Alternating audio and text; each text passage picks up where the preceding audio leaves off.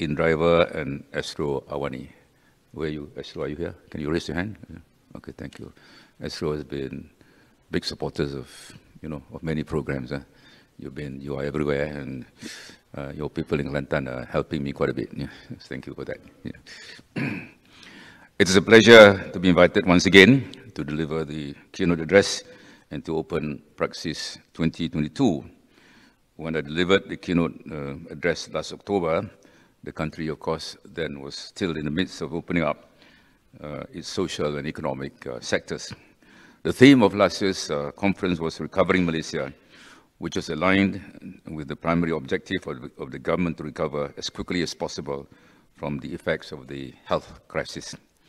Indeed, we have fared better than others, but the setbacks to our socio-economic well-being cannot and should not be underestimated or understated.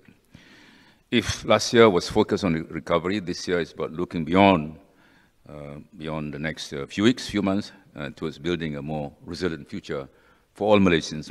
This year's theme, Building a Better Malaysia, perfectly captures the government's focus on graduating the country to high-income status by the end of 2025. Ladies and gentlemen, globally, as we all know, growth is expected to decelerate to about 3.2% this year and a further reduction to 2.9% in 2023, of course, according to one estimate, many estimates, partly due to the geopolitical challenges in Europe, in Ukraine in particular, and as governments gradually phase out the fiscal and monetary support.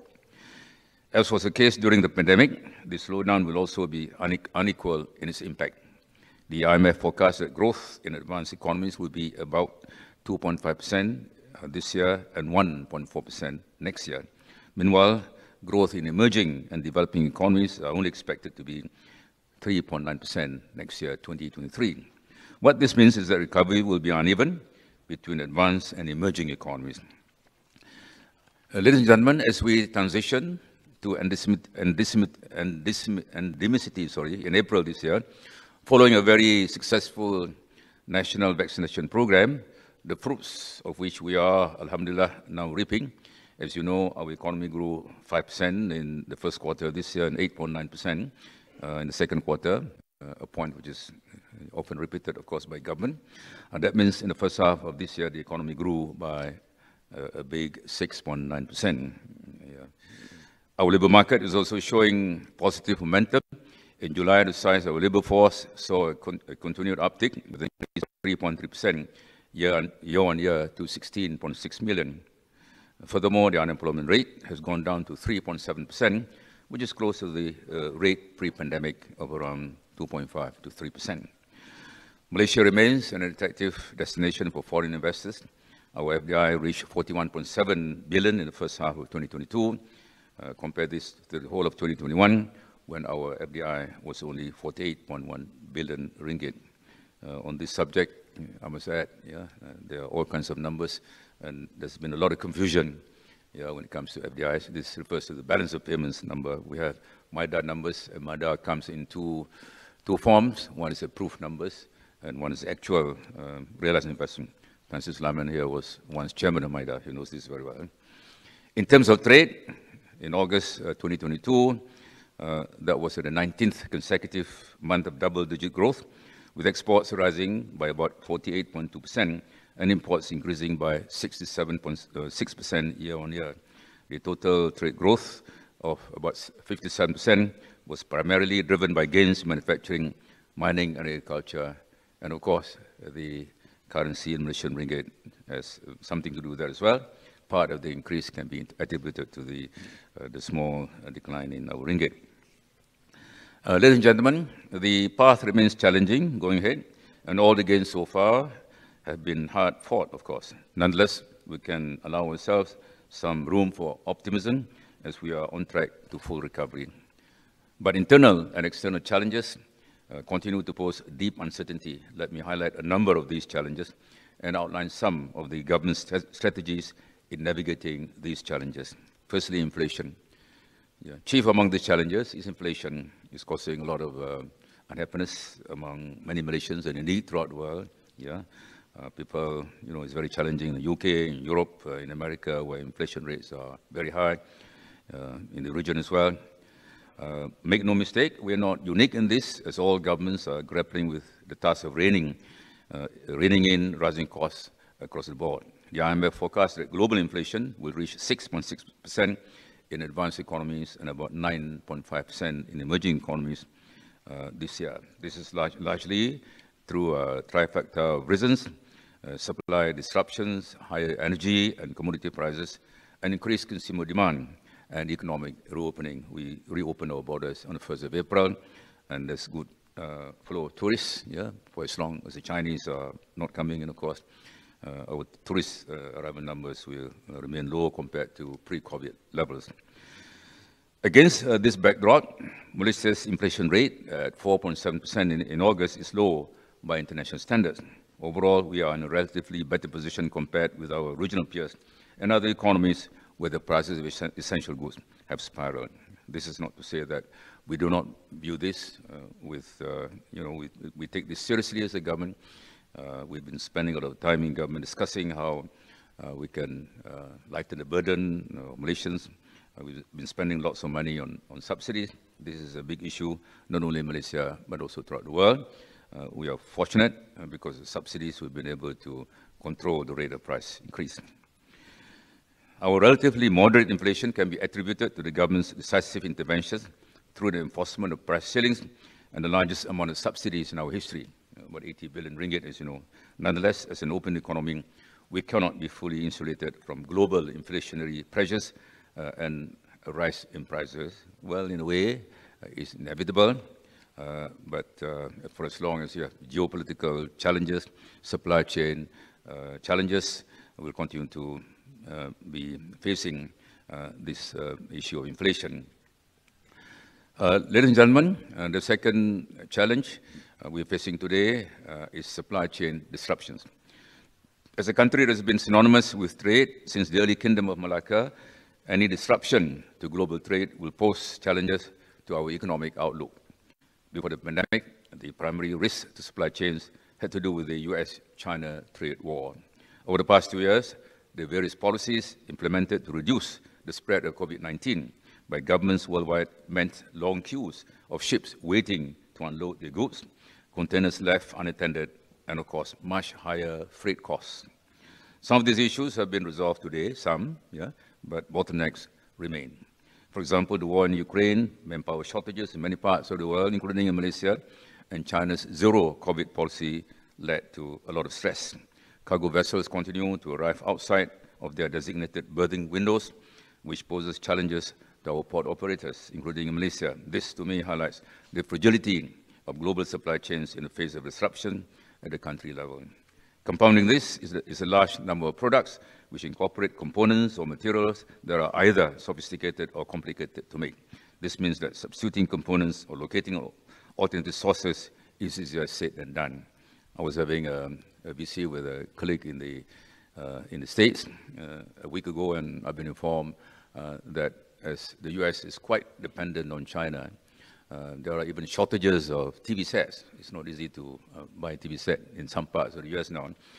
Goes to show how important China is to the world.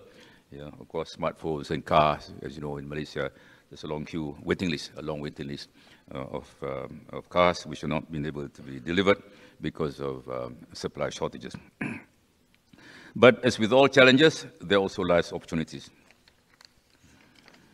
The Malaysian Investment Development Authority, MIDA, has initiated the Supply Chain Facilitation Program to assist both domestic and foreign companies to address global supply chain disruptions.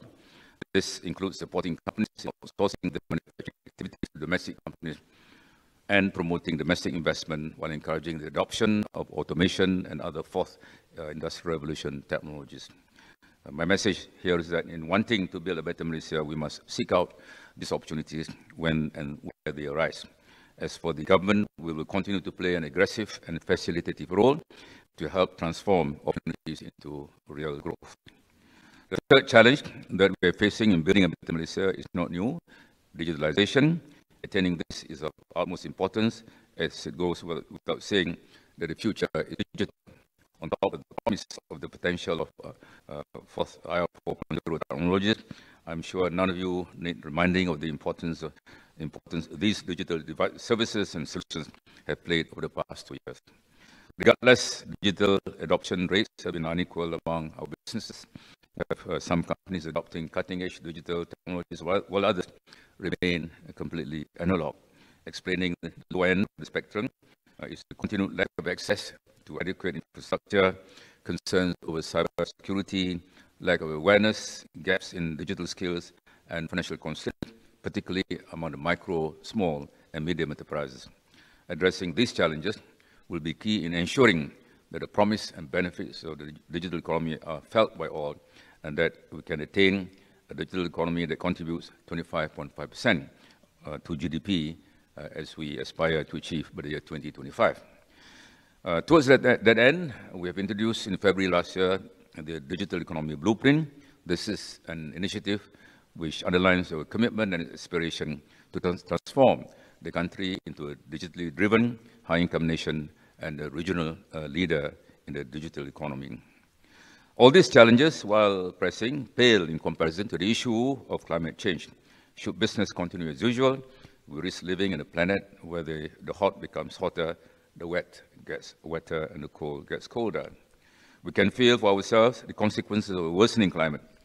As of August, about 700,000 hectares in Europe have already been destroyed by fires.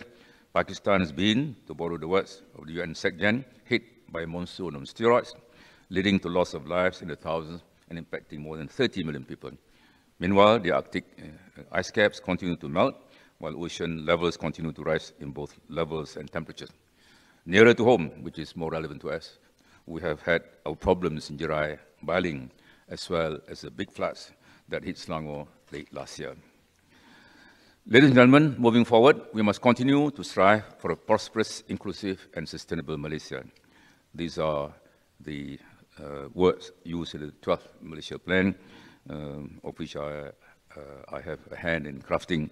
To that end, it is important to strive for a better balance between the core objectives of developing our country's economy and sustainability. The days where environment comes second to development, of course, are long gone. This is why the environment and environmental considerations featured prominently in the 12th Malaysia Plan, with one of the 3 themes dedicated to advancing sustainability. All policies under the plan were structured to achieve sustainable growth with a focus on equitable wealth distribution, the well-being of the rakyat, and environmental sustainability. I am personally pleased that here in Malaysia, the Economic Planning Unit under me is a focal point of sustainable development, as EPU is a principal government agency responsible for planning national development. It clearly highlights how economic growth and sustainability are not mutually exclusive. For those of you who do not already know, the government will be setting up the SDG Center in EPU to strengthen and better coordinate the implementation of the 17 SDGs. This center hopefully will be fully operational in about 2 months. We hope to see a nationwide shift to more sustainable economic practices and lifestyles that value this country's natural endowments and environmental health. We will also promote green growth to allow us to move towards a low carbon nation while promoting a more sustainable use of natural resources. These are but some of the challenges which we must address to build a better Malaysia. While many of the solutions suggested and adopted by the government may be on paper, the key is implementation and delivery. They are by no means easy, but I trust that with the collective wisdom of all Malaysians, we'll be able to chart a more equitable, meaningful, and sustainable way forward, inshallah. This is why I value this platform as an approach where we can have a meeting of minds, where we can deliberate intensively on some national issues. If you ask me, going forward, we need more of these platforms. Yeah? We need more sessions organized by ICs and other think tanks in Malaysia to address current challenges and how we can successfully navigate the uncertain future. 2022 has been, we have done well this year overall. We have some challenges, but overall we've done quite well. 2023, as we all know, is going to be quite challenging. Therefore, it's important to have a meeting of minds it is important to have more discussions at the Economic Action Council. I'm secretary for that. I've been doing that once a month. And some of my colleagues in ISIS and others have been regular participants in this interaction, which have been organizing in the last 2-3 years. So going forward, I think all the more so, it has become all the more so important for us to meet more regularly to discuss some current issues and challenges. This is our country. We want a better future for Malaysia. It is important for us to sit down or stand up together, and discuss current issues and challenges so that we can together come up with sound, robust policies in order to ensure that we can navigate these challenges successfully. Once again, I congratulate ISIS for organizing this important annual event. I look forward to meeting you once more next year. On that note, dan dengan lafaz Bismillahirrahmanirrahim, saya dengan segala sukacitanya meresmikan Praxis 2022. Sekian. Assalamualaikum warahmatullahi wabarakatuh. Thank you, Yang Berhormat Dato Sri Mustafa Muhammad, for delivering the keynote address. May I please invite you to stay on stage for a photo session. Distinguished guests, may I please invite you to join Dato Sri for a photo session.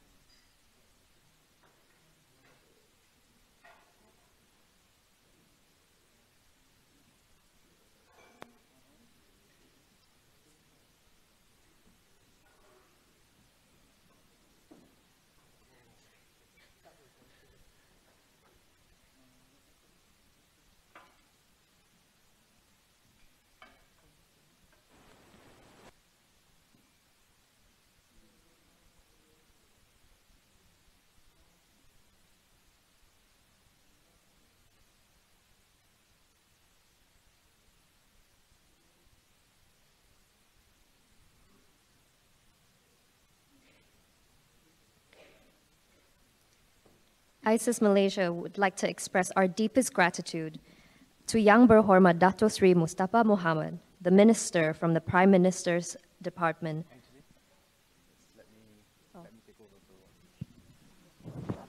So, ladies and gentlemen, we're very lucky today because Tokpa has a few minutes to spare, despite a very busy schedule. Obviously, it's the first day at the Parliament, and he has other engagements as well. So he has agreed to take up some questions from the floor. And I think this is a good opportunity to throw some questions to the Honourable Minister. I will step in to moderate. So let me first start, if you don't mind, sir. It's really interesting when we look at where Malaysia is and where all these countries are right now. People talk about the intersection of where we need to think about how we are going to have to do better and make all countries more resilient moving forward. And that's also the theme that we have for Praxis.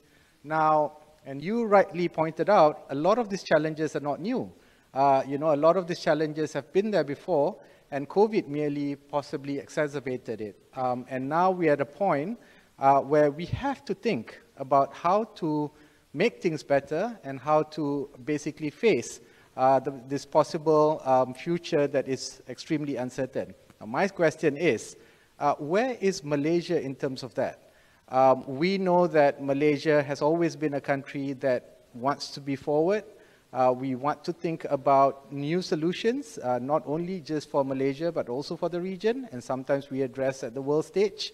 But do you think as a country we have the necessary recipes, the necessary ideas and technology to sort of try and present something new? That's definitely the aspiration, but from your point of view, a very senior minister, you've seen, how Malaysia grow. What's your take on the matter, sir? Thank you. Some people would like to characterize Malaysia facing a few milestones or watershed, whatever you call it. So this indeed is a very important moment, 2022, as we move out of COVID. We are now going to endemic stage. I think the time is ripe for us to. So if I may, I think we need creativity and courage. Those are two very essential ingredients of a good package going forward. Creativity meaning we need ideas, course, and for that you need to brainstorm, you need to have meetings of this nature. Yeah, we need to come up with some new ideas. We have the resources in Malaysia. My view is that in our universities, in the think tanks, in the banks, in government, of course, in the private sector, we have people. Yeah, it's a question of getting the right mix of people to deliberate on some very important issues of national interest. So one is, well, we have to provide a platform. As I said, that there's enough resources. I've been asked this question a couple of days ago, whether we need external help in coming up with good policies. I think we have lots in this room. I can see lots of familiar faces. As I say, some of you, I've been telling someone, we see the usual culprits, those who are regularly attending conferences of this nature. Sometimes you see the same people.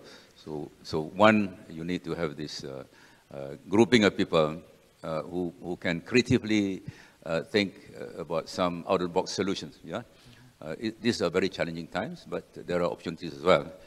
We should not give up. We cannot give up. Yeah, because we have built this country in the last 40, 50 years. So we have a solid foundation, a well-diversified economy, strong manufacturing, strong services. We have lots of professionals. I think the question of galvanizing, getting people together. Number two, we need courage, of course. Yeah? Courage. I mean, you need to have determination. I mean, you got to bite the bullet. Yeah? In implementing, some policies are good on paper, but when it comes to implementation, there are weaknesses. Yeah? We've got leakages here and there, weaknesses in delivery, and we need good people to deliver some of the innovative ideas that you come up with. So if I can summarize in those two words, creativity and courage, and I think we have the resources. We have good people, lots of good people in Malaysia. It's a question of tapping them, yeah, and bringing them together, yeah. And next will be you need to have courage in terms of implementing some of the out-of-box solutions. Excellent, excellent. A lot of reason to be optimistic. Any questions? Yes. Hello, hello. My name is Roman. I'm from InDriver. Thank you for this nice speech, and thank you for doing this in English so everyone could understand this. My question is about the process of the international business and international investments coming into the market. We've been here for almost more than a year, yeah, and what we're facing that, yeah, we do a lot to invest into the local community, to invest into the local ride-hailing business, but we're facing a little bit of a delays on the different levels of the process of being approved, being licensed. Do you have any plan how to make the process for international investors easier to bring their businesses, their ideas into the Malaysian market to develop the digital economy? That's my question to you. Thank you. Thank you. This is not a new subject. The process, bureaucracy, red tape. We've been dealing with this for many decades. We're not out of the woods yet. On investments, you have MIDA. They are just next door, walking distance. They're supposed to be the single window. You go there, and they're supposed. I was in charge of MIDA for 9 years, trade and investment promotion, and they've done a lot of good work. But of course, there's always room for improvement. On digital investments, for example, because it's all over the place, we decided to set up what we call DIO. Anyone from MIDA here? Can you listen? Okay. You're back in MIDA now? Oh, you're back. Oh, you're back. You were chairman during my time, and then back chairman of MIDA. Okay, that's good. So MIDA has got this, we decided that, that there should be a single office to deal with digital investment. So MDEC and many others, they have an office in MIDA. It's called DIO, and they have done a lot of good work. And recently we've been able to resolve some of the issues. So thank you for bringing this up. Yeah, you have Francis Sulaiman here. You come up in the next few seconds to shake hands with him, and it's all done. hopefully he's the chairman of MIDA. He's made a comeback. He was chairman many years ago. He's back as chairman of MIDA once again. But anyway, I happen to be wearing a few hats. I'm also chairman of Pemuda. Pemuda is a platform set up by government, co-chaired by someone from government and someone private sector. I'm representing the government. I've been chairing. We meet once a month. We do all kinds of things, yeah? And we've been able to resolve some issues. I wouldn't say we resolve all, but we created this platform which brings all the private sector, through the secretariat will come up with problems, and we go into detail, we've been able to solve some of them. As a country, yeah, we want to fight this war on red tape and bureaucracy. We're committed, but we know that we're having problems. This morning in Parliament, I happened to be speaking about 25 minutes this morning. Question number one was, for me, number two as well. This issue was raised as well, issue of foreign labor. I'm sharing with you, we discuss this issue every week in Cabinet for the last 5 months. It's so difficult. I mean, there are many issues, but what's important is to go into detail, find out what the problems are. So as I speak, the Minister of Human Resources is meeting a few organizations, FMM and many others, who will be making complaints, to find out exactly what the problem is. Because the whole chain, it involves the source country, involves immigration, payments of levies, and as a result of that, we have lost billions of ringgit. The plantation industry, for example, they told us they've lost about 20 billion ringgit in the last many months as a result of delays in processing foreign labor. So post-COVID, or COVID of course, my borders were closed. There was not a single foreign worker who managed to come to the country, but we have some who are in the country. So what we did was to have this something like amnesty. We call it recalibration. Yeah, those who are already here, they are legal. We try to make them legal. So that's what we did during COVID. And now we have, at this point of time, we have approved about 450,000 foreign labor to come to Malaysia.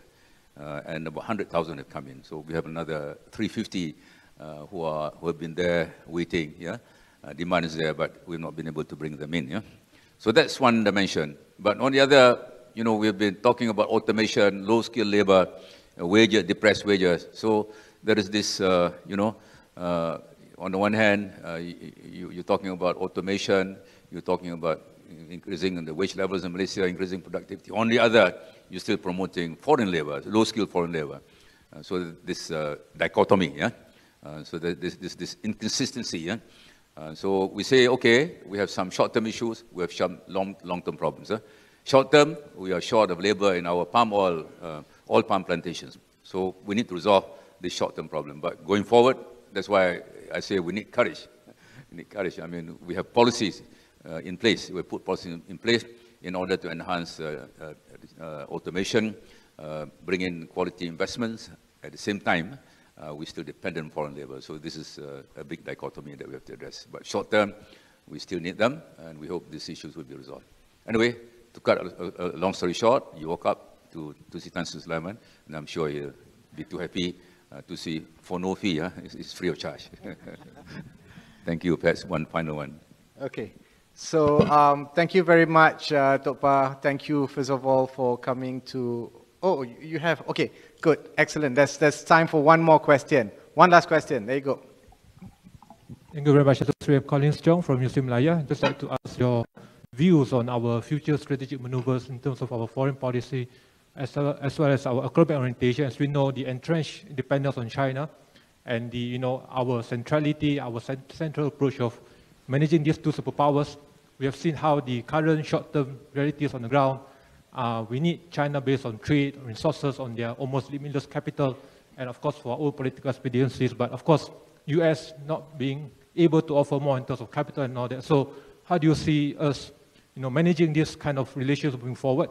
Not to, being, in the grip of China, as well as, jettisoning our position from China's economic capital in terms of our national interest and survival, and knowing that US will be able to offer more in terms of values, in terms of, rules-based order in the near future. So in between China and the US, our orientation for the past many decades have been that we rely very much on China's capital and trade, but at the expense of maybe our national sovereignty and survival. So in the next decade ahead, are we able to escape from this dogma of, entrenched reliance and, dependence on China as a whole? Thank you. Zuri, can you paraphrase that long question? Well, I think, please correct me if I'm wrong, but I think the gist of the question is, can we free ourselves from being too dependent on China, especially, in the future, especially when it comes to trade, when it comes to economy and business exchanges? Yeah? As you know, for more than 60 countries, China is the biggest trading partner for them, Malaysia included. more than 60. So that's a fact, yeah. In a way, it is inevitable. You have 1.4 billion people. China, as you know, now contributes about 17% of 17% of the world economy. The US used to be a quarter. US has come down, of course. There was a time when the US was so dominant, yeah, contributing about a quarter of global output, yeah, 25%. China was very small, 1 to 2%, but China has grown 10% per annum, 12, 13% sometimes, yeah? And China is now about 16, 70% of total global output, which is a big increase. Yeah? So in many ways, with China is so big, yeah? Not only in terms of trade, investments, tourism, yeah? Many hotels in the region, in ASEAN, Malaysia included, have not been doing as well, airlines as well, partly because China's zero COVID policy has had a big impact on tourism. So China's everywhere, trade, tourism, yeah? And education, for example. For many years, yeah, some countries in the Middle East, I mean, there was a time when Iran has got the biggest number of foreign students in America. But now you go to any school in the US, graduate school in particular, the biggest number of foreign students, were from China. You go to America or UK or Australia, New Zealand, the biggest number of foreign students come from China. So, I mean, this is nothing new. So, in terms of international education, in terms of trade, in terms of tourism, yeah, technology comes from many parts of the world, from Germany, from Europe, from US, China as well.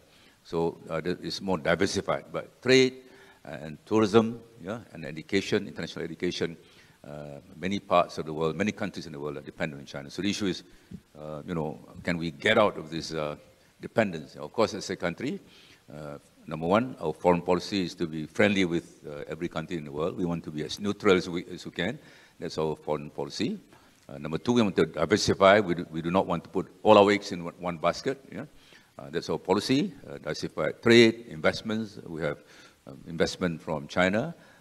Well, some years China's been number one, but in terms of sources, we have American investments, German, Europe, and China as well. Japan was strong for many years. It's still strong, but not as strong as, say, 20 to 30 years ago. So in investments, we've been able to diversify our sources of investment. Trade, China is number one. Tourism is big, yeah. Although Thailand, I believe, is the biggest recipient of Chinese tourists. Singapore, number two in ASEAN, probably number three, but China is a big market. So there's some areas where realistically we cannot get out of this dependence. Yeah? Trade is one, yeah, and tourism is another. But some other areas where we can pursue a policy of diversification, investment sources, for example. That's one. So that's my long-winded answer to your question. So thank you once again. I'm pleased to be able to have 15 minutes. Thank you for giving me this opportunity. I think it's useful to have a dialogue instead of monologue. Listening to me will be very boring. So I think you should promote this kind of interaction in all your programs. Let's have as much discussion as possible. That way, I've learned from you, and I hope you learn from me, our gentleman from, what do you call yourself? You want to sponsor? Yeah, this is InDriver, ride-hailing services. Okay. Yeah. Thank you very much for remembering this. So I appreciate your time. Thank you. So I hope Sulaiman can resolve your problem. If you can't, let me know. Yeah. If not, we will let you know. Thank you, sir. Okay. So thank you.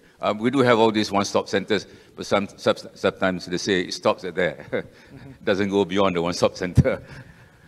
Well, okay. Thank you very much, His Excellency Minister Datuk Sri Mustafa Mohamad. Again, on behalf of ISIS Malaysia, we're very happy that His Honourable Minister is here with us today. We are extremely happy the fact that he spent an extra 15 minutes answering some questions, and we hope to have Datuk Sri Mustafa again next year. I am always at ease thinking that Datuk Sri Mustafa is always around thinking about economic planning and economic policies in Malaysia. Now, please join me in thanking Datuk Sri Mustafa this afternoon.